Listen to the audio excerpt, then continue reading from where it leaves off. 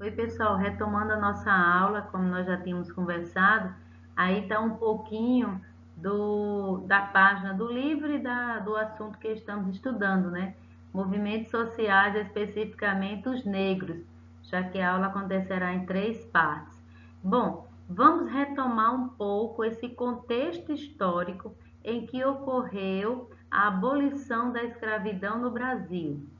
É preciso relembrar que, com o fim da escravidão, não houve políticas públicas que colocassem o negro na sociedade.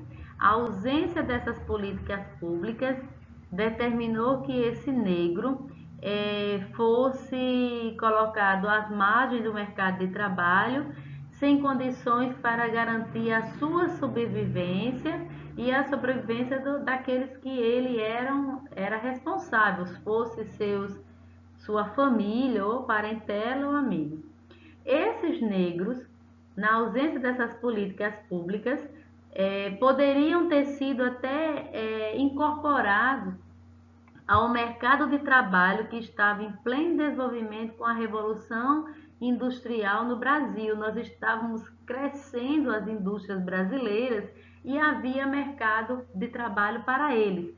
Porém, o Brasil optou pelos imigrantes. Era um processo, uma política não só de inserção dos imigrantes no Brasil, mas também de branqueamento da população.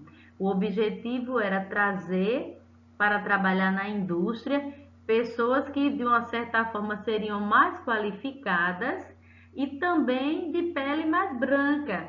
Faria com que, no futuro, o Brasil se tornasse branco. Essa ideia é uma ideia racista, preconceituosa, porém, na época, era legalizada, era aceitável por todos aqueles que estavam em um nível maior na sociedade brasileira, por todos aqueles que fossem elite ou políticos no momento. Essa ideia assegurava que o negro ele não tinha capacidade, ele não tinha condição, ele era um negro despreparado, o tempo todo foi escravo, era um negro agressivo, violento. Então, essas características sempre levando a imagem do negro para a marginalização, para os pontos piores da sociedade, fez com que o Brasil optasse pelos imigrantes. Daí então, o que seria uma mão de obra para os negros também foi tomada deles e cedida para outros.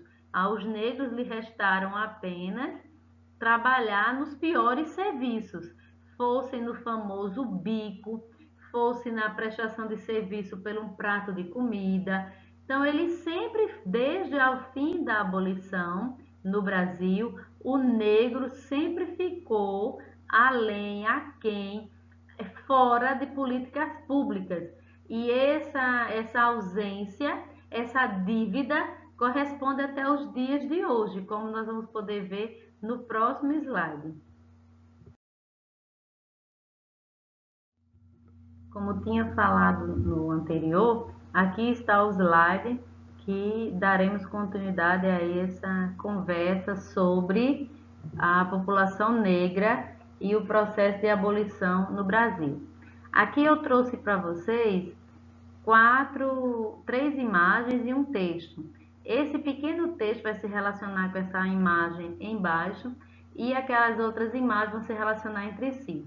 Vamos começar a entender aqui esse contexto. O primeiro texto fala que os negros autodeclarados compõem 7,6% da população brasileira, somando cerca de 15 milhões de indivíduos. Estão espalhados por todo o território brasileiro, embora o maior número esteja no Nordeste e no Sudeste. A segunda imagem fala que 51% da população do Brasil é negra e a outra metade, no caso aí da foto ela é branca, é a parte que tem o dobro de oportunidades. Então vamos começar a dialogar sobre essas duas primeiras imagens. O texto diz que os negros autodeclarados são 7,6%. Mas a imagem diz que a população brasileira é 51%. Onde é que está a grande diferença? Quem está falando a verdade? Somos 51% negros ou só somos 7,6%? Eu diria que somos até mais que 51%. Porém, os autos declarados só compõem 7,6%. A contradição se dá em você se declarar ser negro. Como ocorre essa declaração? Essa declaração, ela ocorre a partir do laço de pertencimento.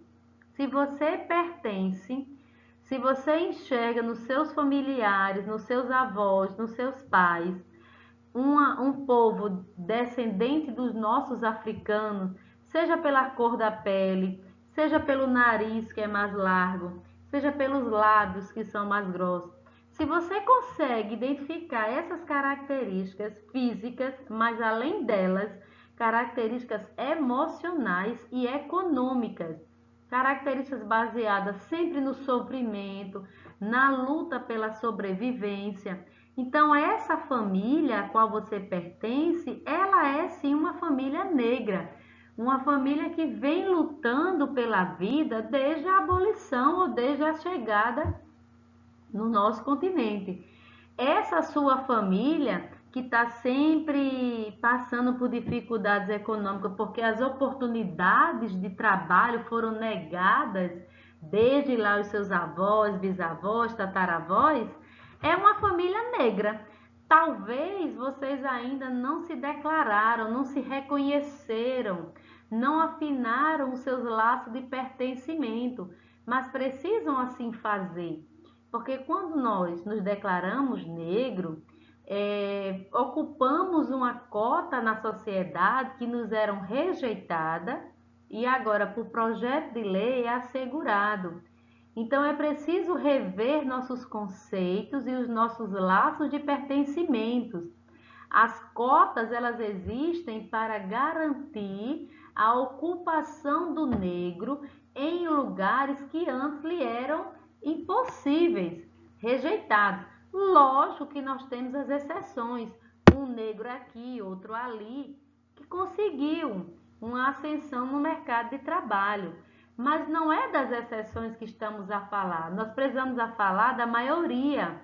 E a maioria não está ocupando esses lugares, não ocupa os lugares de destaque. Por quê? Porque são negros que, pelo fato de serem negros, terem seus direitos violados ou negados desde o processo da abolição, não conseguiram ascensão no mercado de trabalho. Então, esse dado da autodeclaração, ela está errada, ela é insuficiente. Embora as pessoas não estejam se declarando, mas elas são. Só que para ser negro autodeclarado, precisa existir dentro de nós a relação de pertencimento, certo? Quanto às outras imagens aí do lado, nós temos uma primeira imagem que é um negro no tronco, no período do Brasil colônia, e abaixo nós temos outra imagem também de um negro, porém no tronco de uma rua pública, nos dias de hoje, acorrentado, né? Você veja que em ambas as imagens você tem uma plateia. Se você olhar para a cor de pele da plateia, você vai perceber que são cor de pele também negra, escura.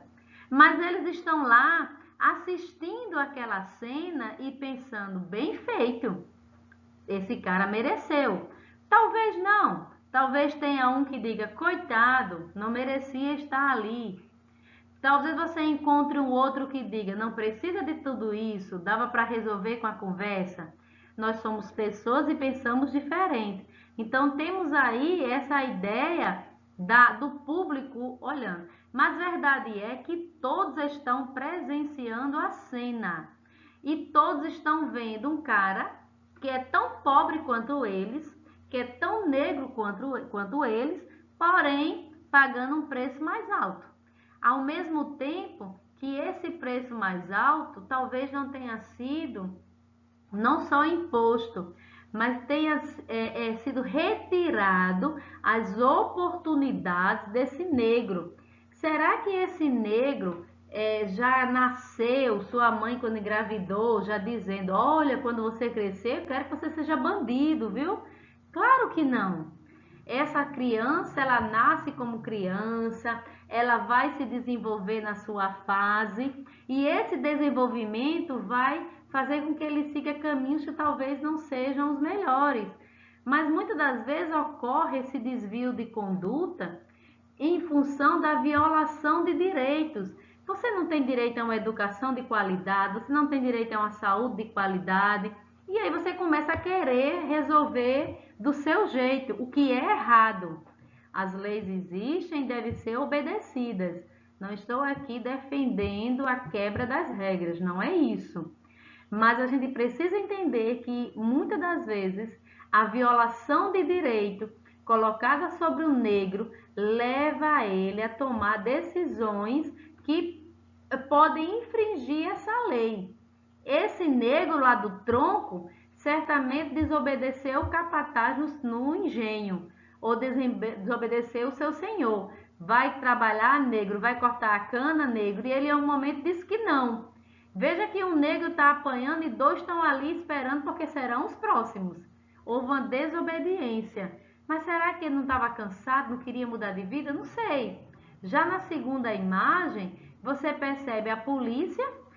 Veja a violação de direito. A polícia já chegou na segunda imagem para fazer o seu trabalho.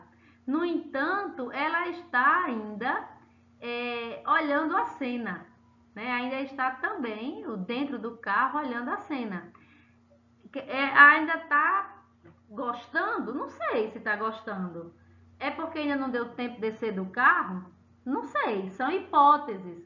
Mas de uma coisa eu sei, que as duas populações, sejam a do século do Brasil colônia, século lá 16, 17, ou a de hoje, século 20 e 21, ambas são negras e estão presenciando uma violação de direito e pelo jeito estão aceitando. Então a gente precisa rever esses conceitos. É sempre bom considerar que a população carcerária no Brasil, ela é quase que na sua totalidade feita por negros. Mas por quê? Todo negro é ruim? Todo negro é marginal? Não, claro que não. Você conhece outras pessoas que rejeitam o mundo do crime e conseguem sobressair, dar a volta. Mas você também precisa entender que a violação de direitos, a ausência de políticas públicas, às vezes obriga pessoas a tomarem decisões que não deveriam, mas que levam. Então, antes da gente sair aí criticando ou tentando fazer justiça com as próprias mãos, como é o caso aí da segunda imagem, nós precisamos pensar nos direitos dos negros e na violação de direito que esses negros sofrem desde o Brasil colônia. É preciso considerar que são mais de 500 anos de dívida e essa dívida é baseada nos nossos superiores.